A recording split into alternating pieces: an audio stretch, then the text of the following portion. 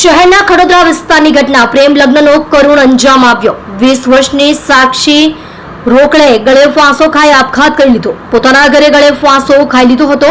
પ્રેમ લગ્ન કરી 7 મહિના જ થયા હતા। પરિવાર એસી હોવાથી સાસરિયા પક્ષ તરફથી ત્રાસ આપવામાં આવતો હતો તેવો આરોપ। સાસરિયા પક્ષ સાથે પતિ મનોજ ખોરશે પણ ત્રાસ આપતો હતો।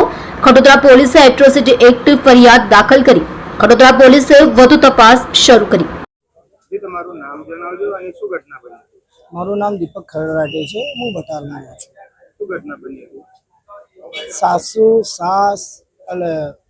સાસુનું ઓવરનું અને નનદનું ત્રાસ હતું છોકરીને, અને જાતિવાર પરથી ગાળ બોલતી હતી। એને એમ કહેતા હતા એ છોકરો મારી મૂરીને એના ઘરથી રાત્રે 12 વાગે એમને મૂકીને જતો રહેતો, અને એમ કહેતો હતો એની સાસ બધા એ કે તું અમારી જાતની નથી, તું નીચ જાતની છે અને અમે મરાઠા છે।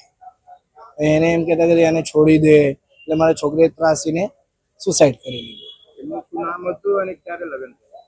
એના 7 મહિના થઈ ગયા છે મેરેજને। શું નામ હતું એનું મનોજ ખોરસે છે નામ। છોકરીનું નામ શું? છોકરીનું નામ સાક્ષી રોકડે છે। શું માંગ? અમારે એવી માંગ છે